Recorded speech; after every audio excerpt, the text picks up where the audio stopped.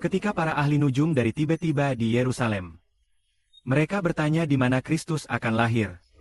Maka, pada waktu itu mereka diberitahu. Mereka pun menjawab, Kristus akan lahir di Betlehem. Karena para nabi telah meramalkan Mesias akan lahir di Betlehem.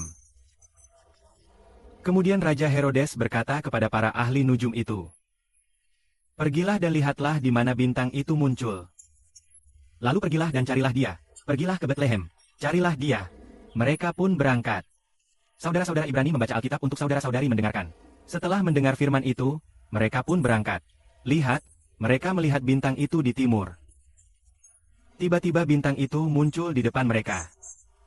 Dan memimpin mereka ke rumah tempat bayi itu berada lalu berhenti di atasnya. Mereka melihat bintang itu berhenti dan sangat gembira. Kemudian mereka masuk ke rumah. Melihat bayi dan ibunya, Maria, mereka pun sujud. Sujud di tanah dan menyembah bayi itu. Mereka membuka kotak harta karun, mengeluarkan emas, kemenyan, dan mur sebagai persembahan untuknya. Namun, kemudian, mereka dalam mimpi diberi peringatan oleh Tuhan. Mereka pun tidak menemui Raja Herodes.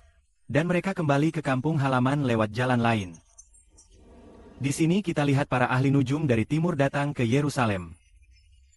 Mencari Yesus, mencari Mesias, yaitu mencari juru selamat.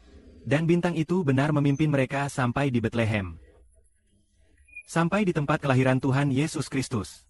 Tempat bayi itu baru lahir. Mereka pun melihat Tuhan Yesus. Mengapa ahli nujum bisa menemukan Tuhan Yesus? Apakah ahli nujum itu benar? Pertama, saudara Ibrani berkata, Allah tidak menyukai perbintangan. Sebab siapa yang membuat mereka bisa mengerti kelahiran Kristus? Perbintangan itu berkomunikasi dengan siapa? Dengan malaikat yang jatuh dan roh jahat. Apakah malaikat yang jatuh dan roh jahat tahu di mana anak Allah lahir? Tentu mereka tahu. Apakah mereka ingin menganiaya anak Allah? Ya, mereka ingin. Karena kelahiran anak Allah adalah untuk menghancurkan karya setan. Tidak disukai Allah atas perbuatan ahli nujum itu. Karena perbuatan mereka menyebabkan Raja Herodes ingin membunuh Tuhan Yesus. Sehingga Tuhan Yesus melarikan diri ke Mesir. Mereka melihat bintang itu berhenti di atas rumah itu. Orang biasa tidak bisa melihat itu, kecuali orang istimewa yang bisa melihatnya. Ahli nujum itu, karena mereka berkomunikasi dengan roh jahat, mereka bisa melihatnya. Tapi, apakah anak Allah bisa melihat bintang di langit? Bisa. Siapa yang membuat kita bisa melihat bintang di langit? Allah dan Tuhan Yesus membuat kita bisa melihatnya. Ahli nujum itu. Siapa yang membuat mereka melihat bintang Kristus itu? Adalah malaikat yang jatuh di langit. Yang membuat mereka bisa melihatnya.